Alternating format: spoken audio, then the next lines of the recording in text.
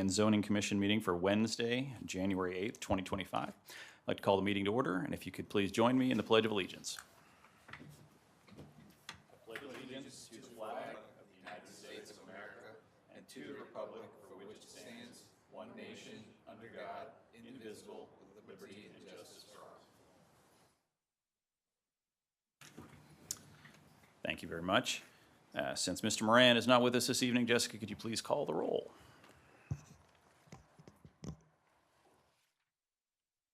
Vice Chair Mark Favazza. Here.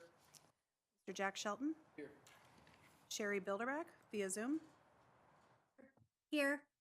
Thank you. Thank you. Mr. Bruce Nolan.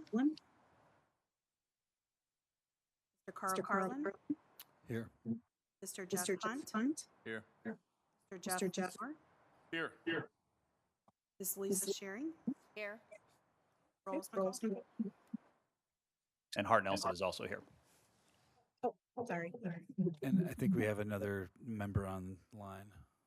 It looks like Mr. Foreman has joined virtually as well. I'm getting some feedback.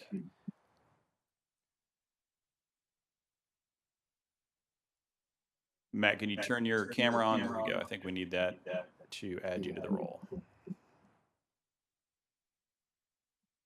Trying to figure out audio.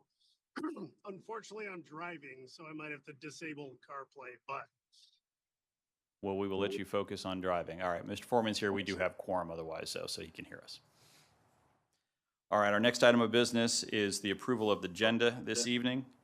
Any objections to, sorry.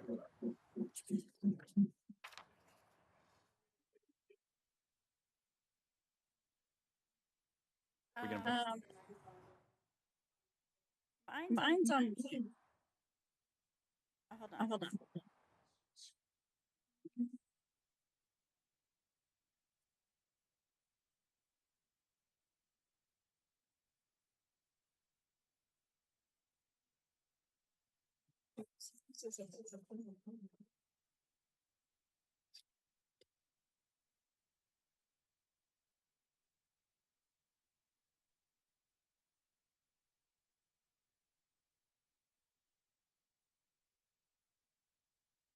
Is that better?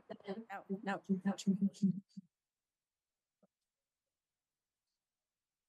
That's what it's on. I think it's in the computer system.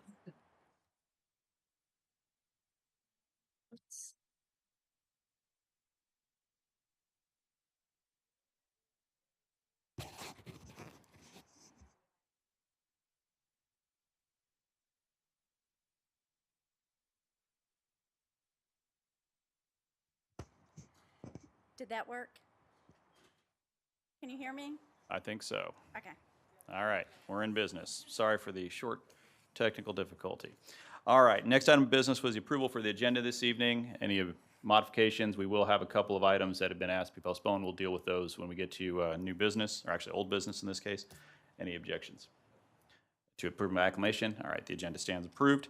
Next item of business is approval of minutes from the December 11th, 2024 P&Z Commission meeting. Those minutes have been distributed. Has everyone had a chance to review them? Are there any changes or modifications that need to be made? If not, seeing none, any objection to approval by acclamation as well? Seeing none, the minutes stand approved. Next item of business, do any citizens wish to address the commission on items not on the agenda this evening? Yeah, it's a little confusing. We'll have citizen comment when we get to each agenda item. Next item is next item is item A. This has actually been requested to be postponed. We'll deal with that in a minute. Next item then would be item B, P&Z 24023. This is Brentwood Public Library Site Development Plan, Lot Consolidation, Rezoning, and Comprehensive Sign Plan for 2201 South Brentwood Boulevard. Is the petitioner or their representative here this evening? Please come up and join us again. Good to see you. If you could, again, state your name and address for the record. And we'll get My name is Stephen Kessel, representative from Mark Turris. My address is 6064 Westminster Place, St. Louis, Missouri. But I'm here talking on behalf of the design team as well as the board. I won't necessarily go into the entire speech that we had last time, but I am here to answer questions I think the report was very exhaustive, and so we stand by kind of what's in that report. The only comment on the report was about the rooftop screens and being requested to have one single screening. Just wanted to clarify one of the assumptions. The rooftop screens that we currently have are unit mounted, which means that they attach directly to the mechanical unit. So they don't have a post and rail system like you would see at some of the bigger buildings. And so with those rooftop mounted screens, it does reduce the penetrations.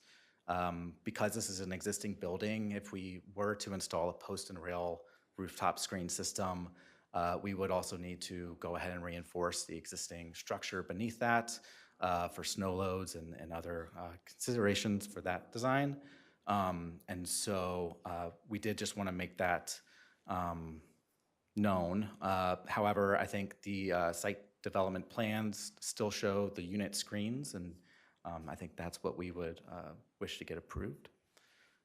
But again, I'm here to answer any questions that you guys may have. Thanks. Great. Thank you, Mr. Kessel. We'll go to staff report then, just with any new updates since our last meeting, and we can take questions from the commission. Yes, sir. I will do a screen share. It's on. I'll do a screen share. Let's see. Oh.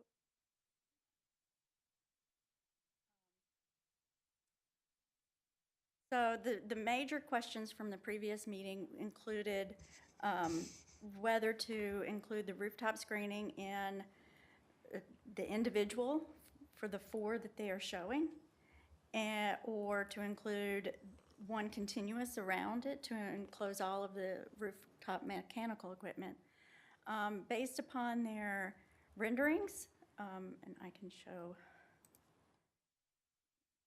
that better, that's provided in the packet. For continuity and overall design, staff's opinion is that the single rooftop screening appears better and doesn't break up the structure. However, if the commission wants to take into consideration the individual as shown in here, that is the question before you tonight and up to your review and recommendation. The other discussion item was the large brick inlay library. They reduced it by close to 9 square feet, and have shown the other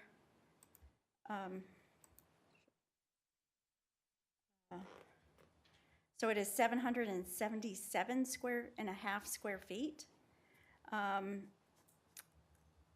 They also included the information on the ground wall sign near the outdoor patio space. That is 11.3 square feet. And then there's a small panel at the entrance on the Moritz side. Staff does not have an issue with that. They are also including information on the door. Staff does not have an issue with the door. The majority of the discussion for the commission was the large library sign.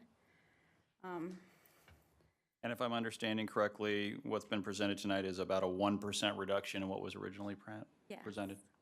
Okay. I think I also understand that one of the points about the continuous screen concern was that additional penetrations be required. Mr. Kessel, you're putting some new RTUs in this facility, is that correct? At the addition portion, the existing roof tries to maintain the existing. Won't have it, right? So there'll be roof penetrations, though, at that point, though, that I assume you'll have to deal with for the addition. Yes, correct. Okay. All right, so you're dealing with roof penetrations. It's not like this would be the only thing causing roof penetrations there. All right, understand that. And then I did hear the other thing you said was there'd be additional structural supports required if a screen was put up that isn't going to be required for the RTUs? Correct. Okay. Do I have any questions from other members of the commission then? I'm sorry, anything else, Ms. Kelly? My apologies. That's all I have. Okay, members of the commission. Mr. Chairman, Mr. Foreman. on a previous submission on Manchester Road, where we were discussing roof screens, the same topic of a single versus multiple ones. What we did to inform that conversation with the applicant was because the project had been modeled in 3 dimensions, we requested that they actually look at it from uh, essentially from the actual topography without the liberties taken with typical renderings. And during that conversation, ultimately the decision was the roof screens were actually not required because the placement of the units, given the topography, the units were not visible. Has that been part of the discussion in the prior meeting? I'm not certain that it has. I don't recall No. that particular conversation. No, to that extent, it was not. We asked for renderings, and the applicant has provided those in the packet. I can, but I don't believe So it was, they can, sorry. yeah, so that's where, so for our applicant from Arcturus, Yep. is my We, assumption that it wasn't necessarily taken from a point of view within your modeling software that you were at grade. You were just taking a nice, lovely view of the building at, 14 feet above grade or whatever that happened to be to compose the view. so the views that we did model out the topography, and the views that you see in the renders are from grade. I think the question, is if we back up 200 feet or 300 feet or 400 feet, there's always going to be a different kind of, how close to the Correct, building yeah. does this really, matter? And of course, we can't necessarily model out, half a mile down the road, but we did try to, not hide anything. We really are trying to do our due diligence and abide by the planning and zoning ordinances. So, So that answers the question that these are relatively accurate for the view from grade. All right, thank you. Other questions from members of the commission? Mr. Hunt? I had a question for you, Winnie. The statute regarding the screening, does it specify a single screen, or is that a general expectation? It's a general that rooftop mechanical equipment shall be screened for sound buffering. Right, my question was whether the statute specifies that it has to be under a single Oh, screen. no, it does not. Okay. Yeah, that's an aesthetic. Yeah. Again, I think the concern, of course, is you're also not supposed to use metal, and I believe that's what is going to be used in this particular case, because that's what wraps around the RTU.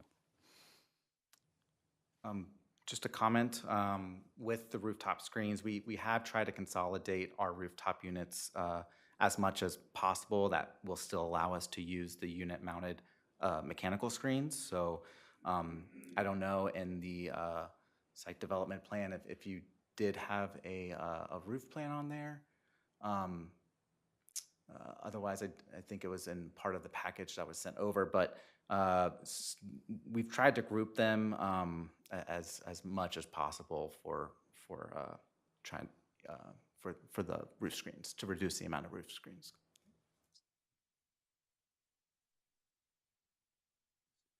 Game plan that I've got.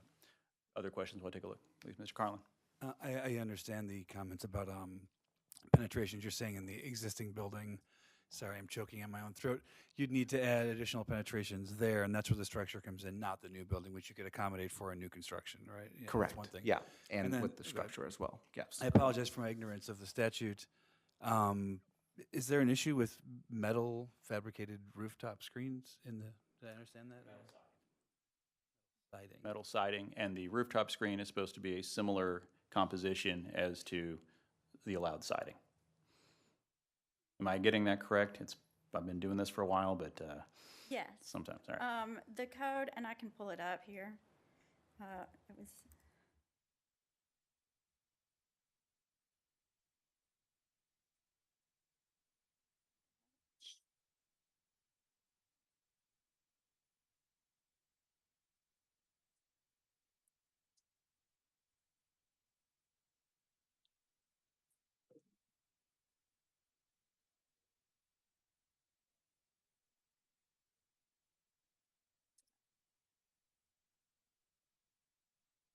So under architectural standards under the Plan Development Overlay District, it states that the use of metal siding is prohibited on any elevation of any building that is visible from Manchester Road, Brentwood Boulevard, Eager Road, or Hamley Road, and on any elevation that abuts property that is zoned for use or used for residential purposes. This requirement does not pertain to metal roofs. If mechanical HVAC equipment is installed on the roof of any structure in this district is visible from grade level in residential areas or visible from Manchester Road, Brentwood Boulevard, Eager Road, or Hanley Road, said equipment shall be screened by a wall with a finished surface compatible in design and color which is used as a finished building wall material. So a wall, not a Yeah. just structure around it. The purpose of the screen is to prevent said equipment from being visible from residential areas while serving as a deterrent to the transmission of sound into residential areas. Could you, again, I apologize, I took some things for granted just based on my, position as an architect. What material are you proposing then for the screens? It would be an aluminum metal screen. In a louvered style or a corrugated style? Or? Yeah, it would be a louvered style. It's actually a more expensive product than if we were to go to something like a fake vinyl. We do have the material samples. I forgot to bring them in. We can looked grab at it. them last time, I think. Yeah. It wasn't a shiny substance. Yeah. So, I guess we're not saying that it can't be metal, and Right. we're not saying that it couldn't be louvered, and so, Right. okay. I just want to be clear, I wasn't sure if the comment was confusing. Because we're not going to make them brick, right? Okay, so, again, I'll restate what I said last time, like, getting them at all is a plus in my experience. Like oftentimes we put them in drawings and they get VE'd out and they don't happen, right? So if having them individually screened achieves the purpose of screening the units, I don't see the need for the single enclosure personally. So All right. And I would say that the counterpoint to that is our job isn't to value engineer things. We want to make sure that the aesthetic is nice and we want to make sure it looks consistent. Their job's to VE things when they need to. So Just pointing out that Ms. Bilderback has her hand raised too. sorry, Sherry. Ms. Bilderback. Hi, thank you very much. So I want to talk about the billboard on the side of the building still. I mean, it is just, I mean, we asked, or at least some of us asked, or half of us asked for something that would be smaller, more reasonable. And the decrease in size is laughable, and it's a giant billboard on the side of the building. Like, I don't think that there was any serious undertaking by the applicant to deliver us anything different than what they gave us last time. And I'm just really disappointed. And if it ends up looking like this, I'm going to vote against the project just because of the billboard, because we don't need a billboard on Brentwood Boulevard. And this may be a library, but I don't want the city hall to say City Hall is a giant billboard on the side of City Hall, or the fire station to say fire station is a billboard on the side of City Hall. And it also, just because it's a city building, it still sets a precedent. And I just think it looks terrible. And I just really am disappointed that there wasn't a more serious effort by the applicant to come up with something that was more of a compromise. Thank you, Mr. Chairman. Thank you, Ms. Bilderback. Other questions from members of the commission? Mr. Carlin. sorry. With respect to the comments just made, I think a question of the definition of the word reasonable would have to be discussed to make any sense of that. Also, I should ask the question, your intent was not to confuse us or to trick us. I mean, if you went to make it smaller, you would have made it smaller, correct? Yeah, correct. Right, so the 1 foot, that's just something you were doing in terms of adjustment that wasn't an attempt to say, no, well, now it's smaller. Well, what we did is we do have a graphic design team in-house, and so we did consult with them about legibility. They did have some comments about the kerning in between certain letters and how to achieve that with the brick. And so the change that you see is that the L and the I was moved slightly closer together just to increase the legibility. We also looked at, of course, different options for the reducing it. However, consulting with the library board and our design team, we felt like it was important to go forward with what we proposed. But you're not offering the reduction. I mean, to the commissioner's point, you're not answering. It's not meant to address that concern. It's the same thing as it was in terms of graphics and scale and everything. Yep, Yeah, correct. okay. Yes. I would just say, and I am sympathetic to the comments that were made about fire station, city hall. I understand that, and that is, I agree with that, actually. I think the case to be made here would be, libraries are a particular function, different from city halls and fire stations. They have a literacy aspect to their mission, and putting large letters and a word on a building is a different way to speak about literacy and its importance relative to something like fire station or city hall. So while I understand the logic of the comment, I think this is a different situation. So, and then lastly, I said this last time, the scale of it, I think to me is meant to appeal as much to people driving in cars down a busy street in our city as it is to people walking and seeing it. And I would really, really strongly ask that we only show work like this with the renderings and not with the elevations, because as an architect, I know that flat elevations are always terrifying to everybody who sees them, and they completely distort and misrepresent what the thing will actually be experienced. So I, as an architect myself, I never allow the elevations to be shown unless I have to. So, all right, thanks. Thank you, Mr. Carlin. Anyone else from the commission? Mr. Nolan? Yeah, I'll add in, I did not have the benefit of being at the last meeting. I really like the design element. I think it's a neat piece. Not sure if there were other alternatives looked at, though. When I read the minutes, I was surprised to see that, the commission wanted it a little smaller, and it looks like there was no attempt to do that. So I'm not sure if there are other alternatives. So maybe you could speak to that. And then my other question is whether this would be lit up or anything. Just kind of looking at it black and white, not sure what the plan is. Yeah, it's a non-illuminated sign. It's not meant to be lit up in any sort of way or like that.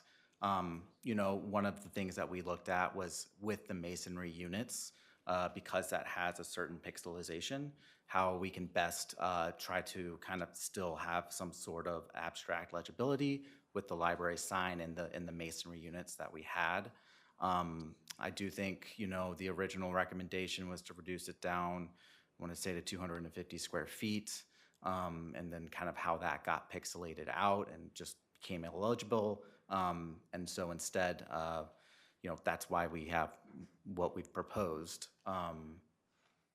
As far as getting it approved, I think one of the comments is that it would be beyond what the planning and zoning, beyond the 250 square feet, so it would require an approval regardless.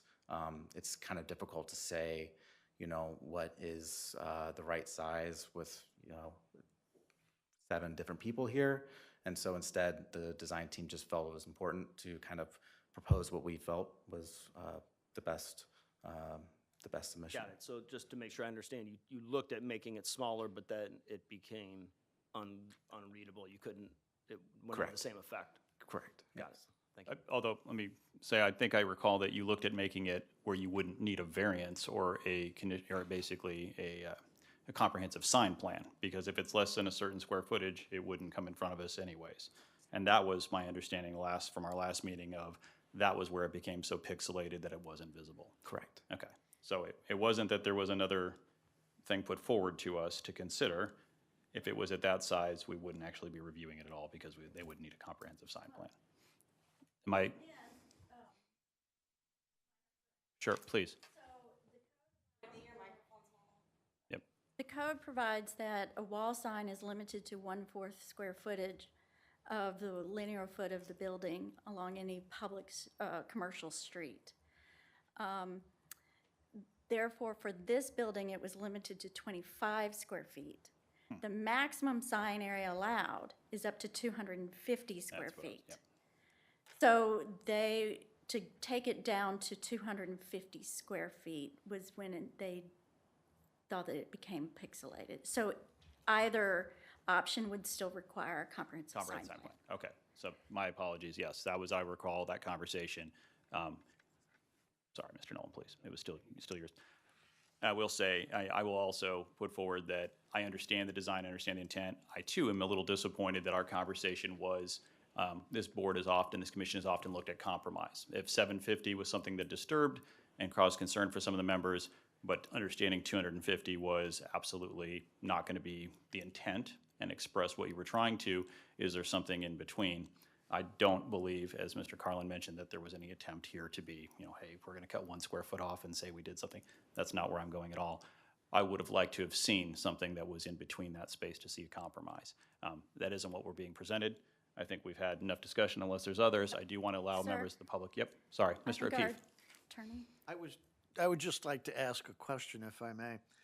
One of the reasons why, as I'm sure you can appreciate, the commission is concerned about this signage is, how do you suggest the commission should respond when Acme Bank comes before them and said, I want to paint the side of my building with the word Acme or bank or widgets or buy bonds, or whatever they wish to do, and look, the library did it. How do you suggest the commission respond to those applicants if this is permitted? I think, I talked about this at least briefly at the last meeting. The sign's not a painted sign. We're going through a lot of effort to make this a really kind of delicate sign that isn't necessarily, sorry, let me just go back to my previous notes. Going back, it's difficult to capture this effect in 2D. The brick is a natural material, and it's not necessarily something that is being used in a way to try to advertise or anything in that respect. It's more to try to take these individual bricks and try to elevate them and adjust them in a way that is kind of playful, delightful, something that is dynamic, trying to use the play with the light and the shadow, catching the sunlight at the various angles throughout the day, and trying to create this dynamic facade. Then let me change my hypothetical. If Acme Bank comes in and said, I'm going to nail 2x4s to the side of my building with natural materials, 3-dimensional, to spell out Acme or bank, how do you suggest the commission respond to the argument, well, you let the library do it? I think that the commission could judge the intent of the applicant. What? Do you think that's how the regulations work? How the nobility of the applicant or the righteousness of their intent is the standard that the commission should apply? Well, I guess I would argue, Let me ask you another question. Sure. Have you considered the potential for reuse of this building? the building is being modified in such a way that I don't see a significant ability to reuse it with. You're reusing a current building, aren't you? We're highly modifying the original building. How do you envision this building having another life after you build a wall that says library? I mean, if you would look at the plans are indicating we're altering the existing building to such a significant degree. We're cutting large floor slabs in space, and we're reinforcing the structure to provide bookshelves and stacks and so on. With the addition is almost a bespoke solution to this building that it would be difficult to have a different life cycle. I mean, it could possibly be an art gallery or something of that nature, but it would be difficult to put into some sort of mercantile use. Which is, all of which is that I agree is a secondary consideration. But I do think the question, from a regulatory perspective, you're not suggesting you don't have to abide by the ordinances, right? We are trying to abide by the ordinance as much as possible, and that's why we're going with this Okay. sign. the sign review plan to try to get this approved as a custom. I appreciate the clarification. Thank you. Thank you, Mr. O'Keefe. Mr. Carlin, and I think then we're going to get to any public questions unless we have other questions from the commission, because we have spent significant time on this. I see Ms. Bilderback as well. We'll go Mr. Carlin. Ms. Bilderback, thank you for putting her on pin so I can see a little easier. I'll be quick, I promise. I think, as I understand it, when something that maybe conflicts with the rules, there's provision in the rules, i.e. the comprehensive sign plan, to address those on a case-by-case basis. That's the intent of that, correct? So in this, to answer your question, Mr. O'Keefe, which I think is a fair question and on point, this is a unique situation. So I guess the argument I would make to the board, the commission, would be that this is a unique situation. It's a public amenity. It's not a private amenity. I think in my mind, there is a difference. I think this is for the benefit of the citizens directly and less so for commerce. So to me, that's the argument I would make. As far as the reuse of the building, ideally, the library as a civic function will be there probably well past any of our lifetimes in this room. I agree. Speak for yourself. I'm going to live forever. There's probably a challenge in the future for someone to find a way to reuse it, but I find equally clever design teams will probably find a way to do that, right? So I feel, for the purposes that it's being presented, I think it's a solid, reasonable, and I did it reasonable. It's a good idea in my opinion, and I think it's okay as a civic use. Sorry. If I may just comment, I think it's appropriate that you make a good argument that a good architect can figure that out. We're going to go to Ms. Bilderback. I do believe that the members of the library board are here this evening if they want to come up and address. But I will say, from this point, I can tell, and I know it's no surprise to anyone, I believe we will have a split commission here, and that's what votes are for. So we will at least get to that point here shortly. But please, Ms. Bilderback, and then if anyone from the commission or the board, and then members of the public. But Ms. Bilderback had her hands up. Thank you, Mr. Chairman. So, the fact that I don't remember the last time in the 30 years that I've been on the commission and had the privilege of sitting here to try to do the people's business. I can't recall a time, if there was, there might have been one time that I'm not really remembering, but that an applicant hasn't made an effort to compromise with us on an issue. A comprehensive sign plan is a privilege, it's not a right. And in my mind, we are doing a disservice on several levels. And I think that we've just heard plenty of comments in that regard and questions that frankly the applicant couldn't really answer other than to be like, well, we're special or we're different.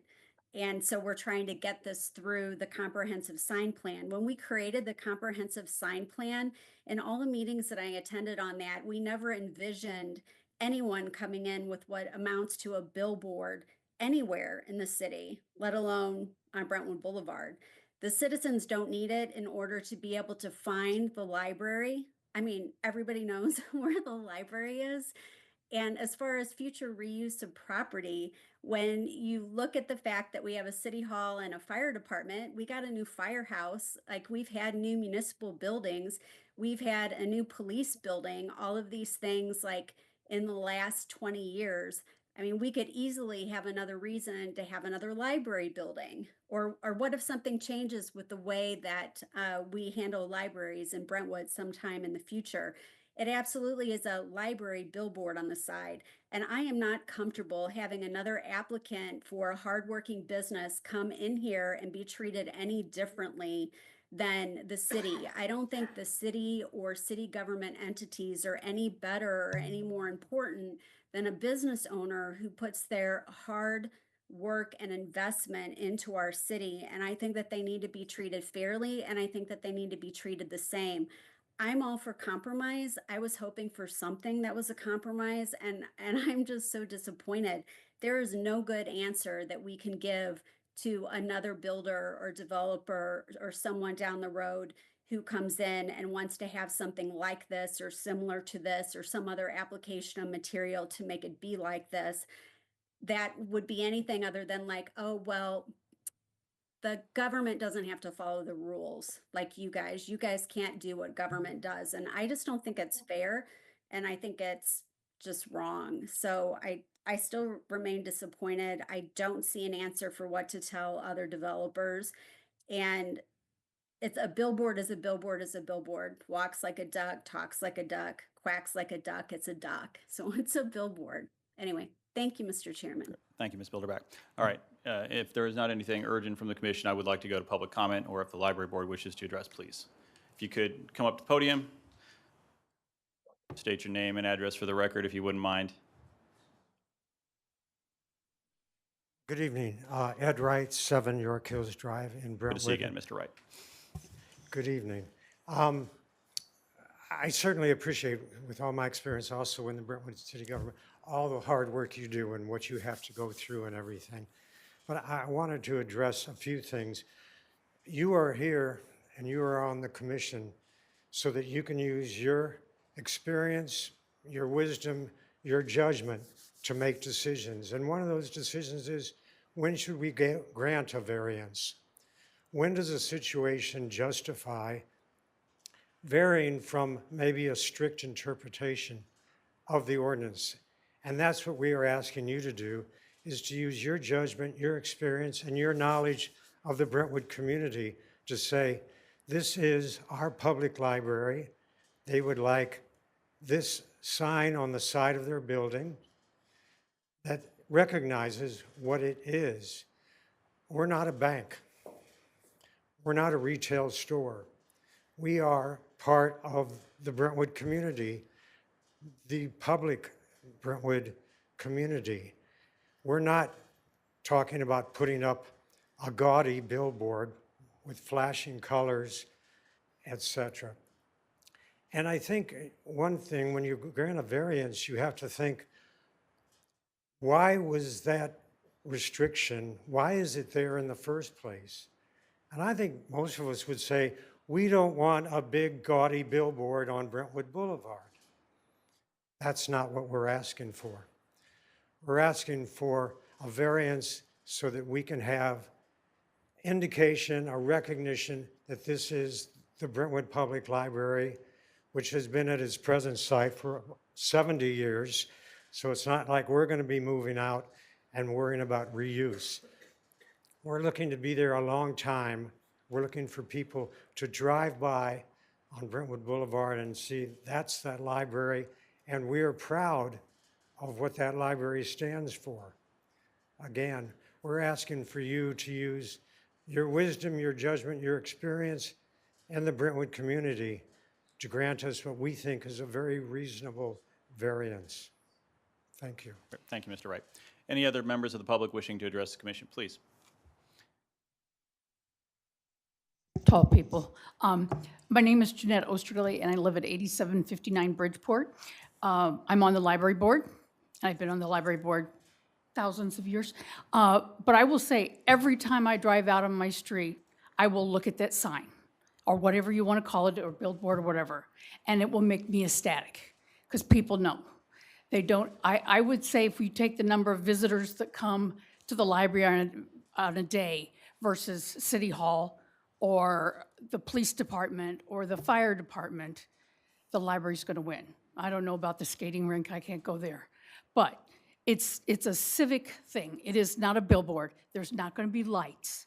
It says, here's the purpose, here we are, come and visit us. The people, if you are members of the library and you come and visit, especially if you come during the day and there's children everywhere hanging from the rooftops and people doing GEDs, it says, we're here for a purpose and we're proud of it. Right now we're hidden in the bottom of this building. And people will know it, but now more people will find us because they'll be able to see it. I'd not object to the sign if it was lit, or it was in colors, or is painted differently. And I agree, if someone 70 years after now wants to take over the building, they will find a different way to change those bricks. And we've worked really hard at getting this so it speaks to the public that we're here and we really want to do for you.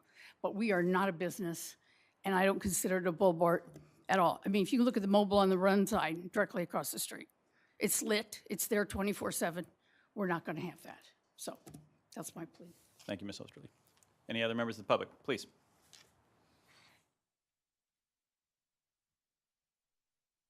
Hi, I'm Colette Koszalski. I'm with Navigate Building Solutions. We serve as the owner's representative for the Brentwood Public Library.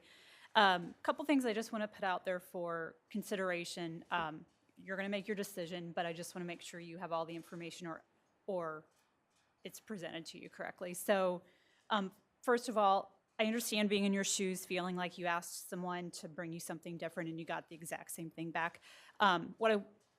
What I feel we brought forward differently was when we were here last time, we said, this isn't a sign, this is part of an architectural feature. And you said, no, it's a sign. Clearly, it's a sign. We came forward again as, okay, if it's a sign, can we get a variance for that sign? Now, I understand it didn't get smaller. Let's just say it didn't get smaller. It got 1% smaller, it didn't get smaller. I believe that is because if it were painted or if it were a graphic, you can always scale those to whatever size. In this case, the letters are being formed by bricks, which are a modular size. So it's hard to just scale down. Everything is going to be sized by those bricks. So if that L is 2 or 3 bricks wide, the way to make it smaller is to go to maybe 1 brick. Well, I don't think they could get those letters to look right in that brick. So that's just some explanation, some background. Also, I will say, they don't know this, but I originally was not crazy about this wall at all. But I came to understand that, like, at first it looked dated to me because I don't know if everybody understands, it's created by bricks just being turned. So there's bricks stacked, but the letters are being created by a brick being turned. And at first that looked a little 60s to me.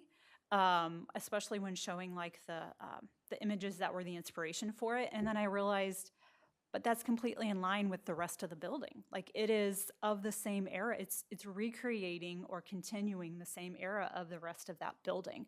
I think that's better than putting something new and flashy onto an existing building.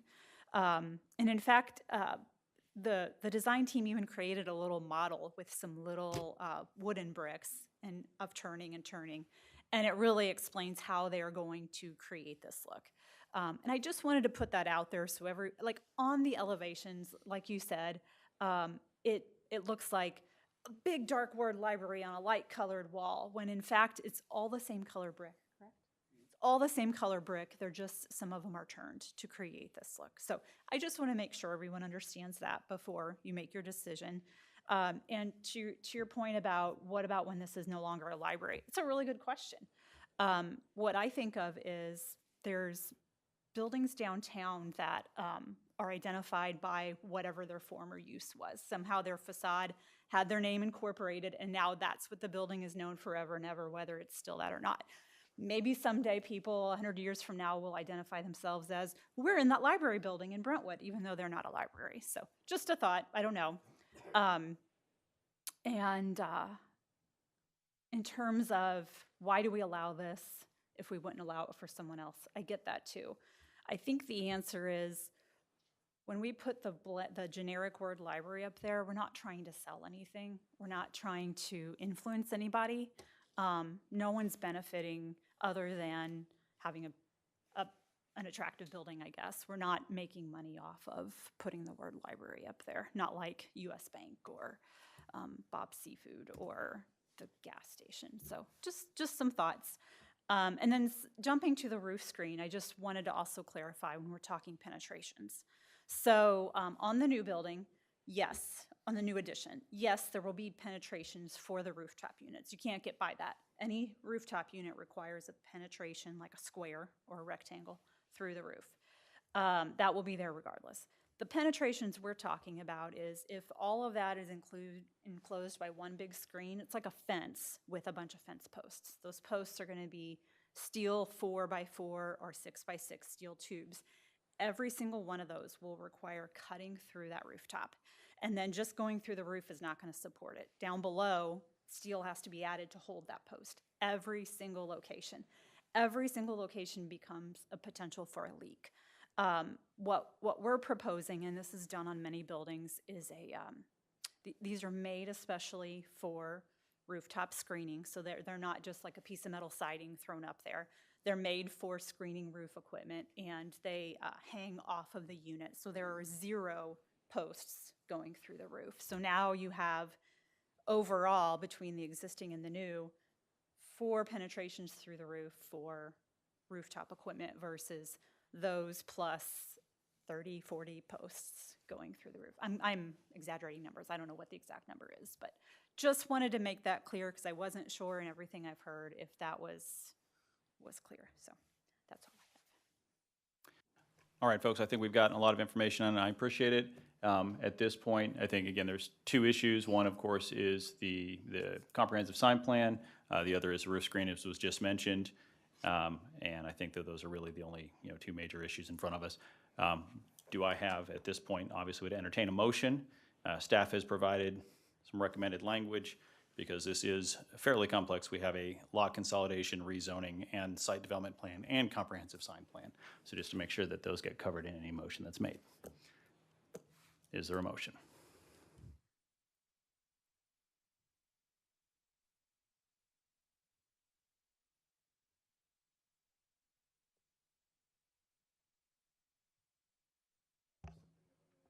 All right.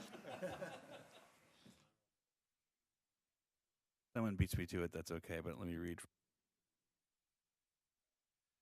I move to recommend approval of the lot consolidation, rezoning, site development plans, and comprehensive sign plan for the Brentwood Public Library at 2201 South Brentwood Boulevard, 2211 South Brentwood Boulevard, 2213 South Brentwood Boulevard, 2219 South Brentwood Boulevard, 1814 Moritz Avenue, and 8809 Bridgeport Avenue, as discussed at the Planning and Zoning Commission meeting today, subject to the conditions of within the staff report. Did I get that correct? Only with the question of the conditions in the staff report require, it's what is the motion you want? The conditions in the staff report, I believe, require contiguous screening or continuous screens, not the individuals. So if you wanted to make a motion without that. I would amend to approve the individual screens and the sign as presented by the client, by the presenter. Okay. We have a motion by Mr. Carlin. Is there a second? Second. Second by Mr. Nolan. Right. I just want to clarify the address is 8814 Moritz Avenue and 8809 Bridgeport. Sorry for butchering that. It was a lot. All right, motion is amended. Any objection with the amendment? No. All right, we have a motion. We have a second. Roll call vote, please. Yes. Mr. Shelton? No. Ms. Bilderback? No. Mr. Nolan? Yes. Mr. Carlin? Yes. Mr. Hunt? No. Mr. Moore? Yes. Ms. Schwering? Yes. Mr. Foreman? Oh, he dropped off.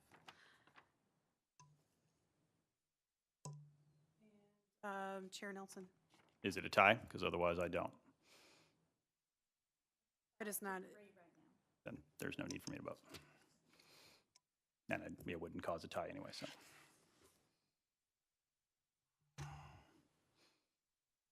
I believe if I counted correctly, motion carries. Is that correct? Back, Shelton.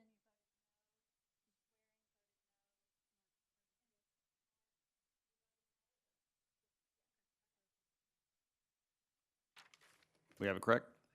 All right. All right, motion carries. So this will then go to the, and now it's here. Board of Aldermen. Oh, I was there. I had the date and then I moved. When is the next meeting, if you could? February 2nd or 3rd. So again, ours is a recommendation to the Board of Aldermen. They're the ones who get the final vote. And so it will be with them February 2nd or 3rd. So appreciate all the discussion tonight. I appreciate all of the input we've received. Thank you very much, everyone. February 3rd. All right. We will move on now to item C. We're going to talk about postponement. Next is item D. This is P&Z 24025. We got a couple things here. We got a text amendment and then a CUP conditional use permit for an adult daycare center within the tenant space addressed as 2570 South Brentwood Boulevard. I think there is a little complexity here. We will have the applicant or their representative, if they want to come and talk about this petition, this application. I will note that I believe we're still missing some information that we might want to get to, but we wanted to make sure we brought this forward this evening because there's a text amendment involved as well. So, Do we have an applicant? Is anyone here? Okay, which is because we don't have all the information, so we're fine. So Ms. Kelly, can we just move? That's why I was rambling a bit. There we go. Move to the text amendment and to staff report, please.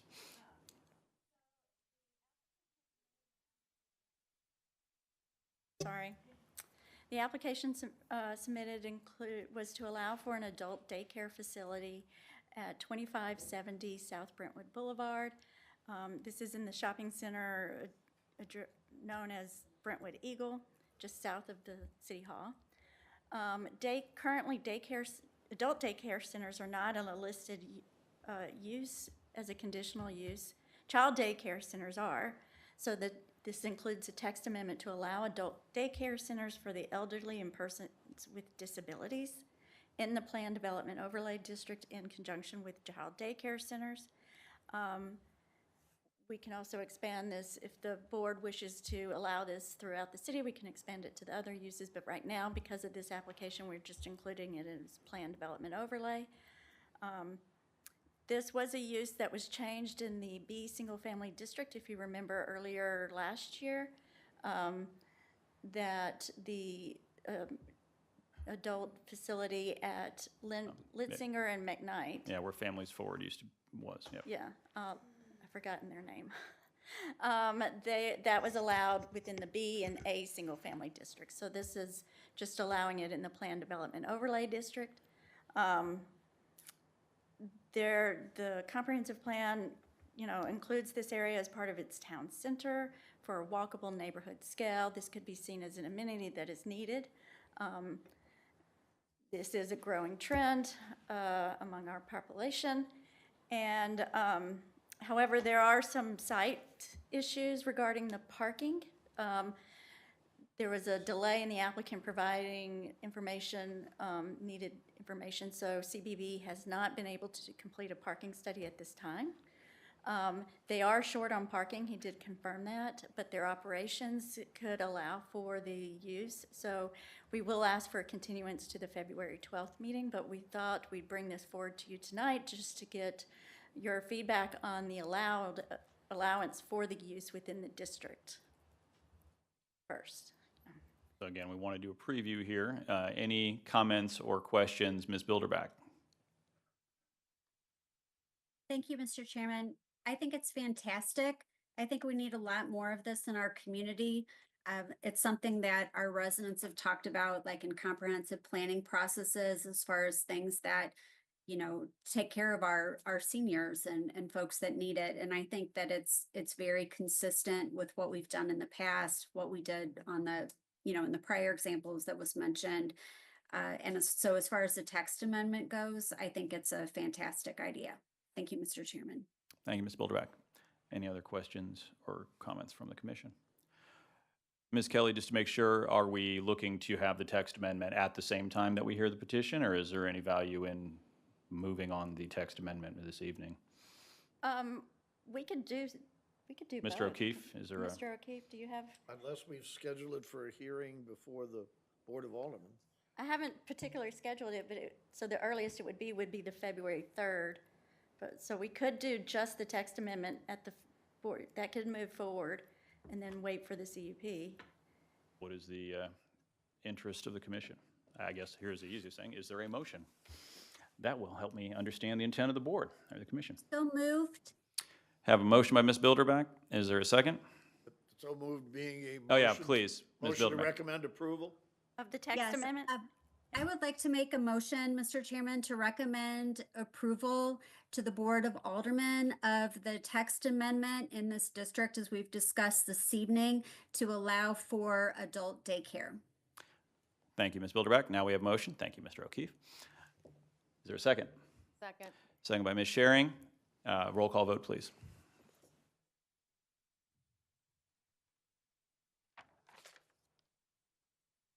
Mr. Favazza? Yes. Mr. Shelton? Yes. Ms. Bilderback? Yes. Mr. Nolan? Yes. Mr. Carlin? Yes. Mr. Hunt? Yes. Mr. Moore? Yes. Ms. Schwering? Yes. Favor? Thank you very much.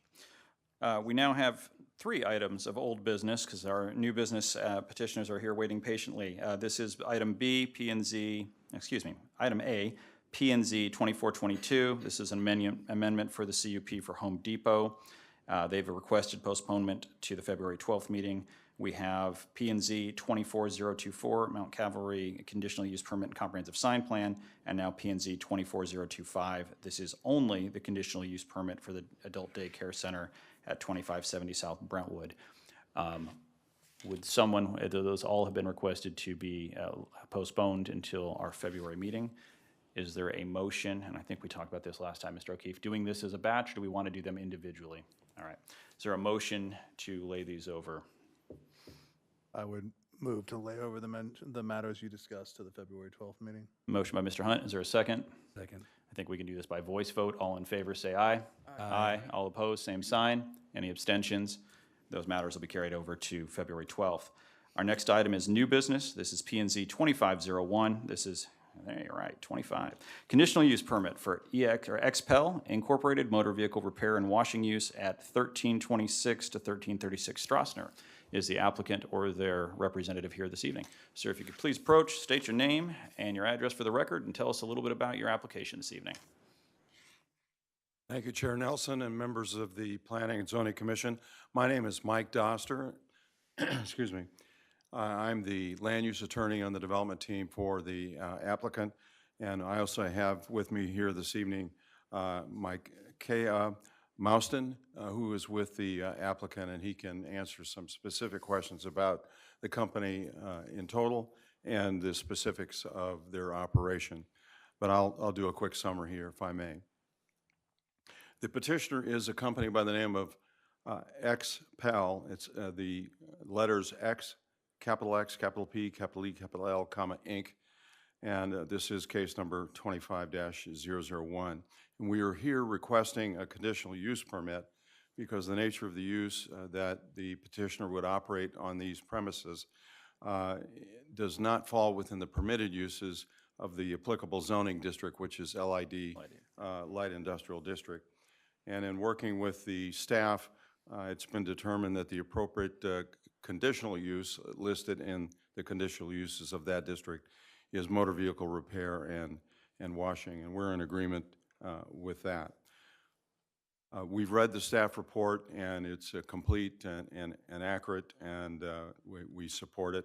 The address that was given is really for the whole building, and what we're talking about is leasing a portion of the building, approximately 7,500 square feet of tenant space, and the address for that tenant space is 1328 to 1330. The entire building is an existing building, and we don't have any plans to change the exterior. We won't have any signage on the building. The only sign will be on the glass door entrance into the building. And the reason for that is the nature of the business is such that customers, people who have purchased automobiles, they will not be coming to the building. All the automobiles will be ported from dealerships by employees of the petitioner. The cars enter the building in the rear, and I believe in your packet there are some photos. It's the brown door on the rear that accesses this particular space. Excuse me. Also in your packet, there should be some interior photos of an operation in Houston operated by the same petitioner. That's a larger space. It's about 60,000 square feet, but I think if you take a look at it, you'll see how they keep it clean. It's painted, well lighted, and the nature of the business is such that dealers of high-end cars have customers who may want particular coatings put on their automobiles, or they may want tinted windows, and so this freestanding operation would do that process. And again, employees of the petitioner would port the cars from the dealers to this location for those services. It's a relatively low-level activity. I know the report says there might be 1 to 2 vehicles a day, but once the operation is up and running, and if it's doing well, it may be 3 to 4 cars a day, and they will be there for hours. they drive them in, they drive them out, but the cars do not run on the premises. They sit there while they're being serviced with respect to the coatings and with respect to the tinted windows. Maximum number of employees we anticipate on site would be 5. There would be no parking of any of these vehicles outside. They would all be inside. The employees, of course, would park outside, and there's plenty of parking for 5 employees. See if there's anything else I can tell you. The applications that are done here, there's an application of a paint protection film. That's one option that a buyer of a car would have. There are ceramic coatings. That's another option they might have. And window tinting. And those are essentially the 3 operations that would occur on the premises. Operating hours would be 8:30 to 5:30, 7 days a week. And again, you don't have retail customers coming into the building. All the operations are self-contained within the building. And again, I think I've already mentioned this, but the cars will all be high-end and new. And in the photos of the Houston operation, you'll see what we mean by high-end. And that's one of the reasons why they want to locate in this location is it's in close proximity to dealerships you have in your community. And I think there's a Porsche dealership nearby, so it would be good for their business to be located in proximity to those dealers. I think that probably covers all that I wanted to say, but I'm happy to answer any questions. And if I can't answer them, Micaiah could probably do it. Thank you, Mr. Doster. Actually, just 2 real quick ones. We'll go to staff report, though. My understanding, there is no painting that's going to be done actually on site. They're painted. This is film application. Yeah. Any that's right. hazardous materials that'll be stored on site that you're aware of? Not that I'm aware of. Thank you, Mr. Doster. We'll go to staff report, and then we'll take questions from the commission. You're welcome to sit down for now while we go through staff report, but appreciate it if we do have any questions, you return to the podium since we're recording this. Hi. Yes, the applicant has submitted for a conditional use permit. This is a unique use, so the best fit that we could put this under would be auto repair and washing. They do very limited washing. He indicated at the time that it was largely just a bucket to be able to apply the film, but since they're driving the vehicle into the building and making a modification to that building, we felt that this was the best category. Otherwise, there was no other category that would allow for such. They're wanting to rent at the building addressed as 1326 Strassner Drive, taking up the 2 tenant spaces of 1328 to 1330 Strassner. The property is zoned LI. It was originally developed in 1972, so there are pre-existing nonconformities on the site, but they're not making any changes to the exterior of the building or the site. The parking, there's sufficient parking on site. In reviewing the other tenants, there is a physical fitness facility that recently expanded. So looking at their operations, they're mostly from 5:30 a.m. to mid-morning, but they do go to 6 p.m. at night. So the operations are opposite of what this applicant is seeking. Therefore, we did not have a concern with the use. There was a total of 44 parking spaces on site, and the required, based on the operations of the fitness facility, was 22. So, yeah. Fairly straightforward. Any questions from members of the commission? Mr. I Shelton? just have a quick question. So you mentioned the hazardous material. Is there any fumes or odors with any of the products? Okay. Oh, sir, can you go to the microphone? Micaiah Mostyn, I'm a Houston Texan. No chemicals. We use baby shampoo and rubbing alcohol to install the film on the cars, and it's just out of little spray bottles. Thank you. Thank you. Any other questions, Mr. Shelton? No, thank you. Do we have a motion? All right, sorry, any members of the public wishing to address the commission on this? I didn't see anyone online. All right. Is there a motion? Everyone's quiet tonight. Mr. Chairman, Ms. Bilderback? I would like to make a motion to recommend approval of this application as submitted to the Board of Aldermen. We have a motion. Is there a second? Second. Second by Mr. Favazza. Roll call vote, please. Mr. Favazza? Yes. Shelton? Yes. Ms. Bilderbeck? Yes. Mr. Nolan? Yes. Mr. Carlin? Yes. Mr. Hunt? Yes. Mr. Moore? Yes. Ms. Schwering? Yes. All right, all in favor? Motion passes. All right, thank you very much. We appreciate it. This will then go again to the Board of Aldermen on February 3rd for final approval. And welcome to Brentwood pending that. Thank you very much. Appreciate it. Moving on, we have the aldermanic report. Seeing no aldermen, we will move to the director's report, please. Ms. Kelly, what do you have for us?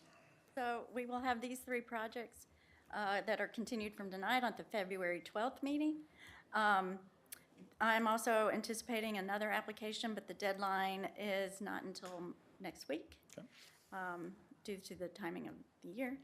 I also wanted to remind everyone that it's time for our annual disclosures to the state. So those were emailed out to everyone. So they are due January 31st. I've only gotten one. I have to do it 3 times. Whose was That's that? why. Carl. Oh, thank you. Carl gets a gold star. Yes, exactly. Commissioner of the Week, we're going to have to institute that.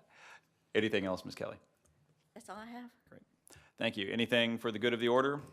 If not, is there a motion to adjourn? So moved. Those get quick. Second? Second. We stand adjourned. Thank you very much, everyone.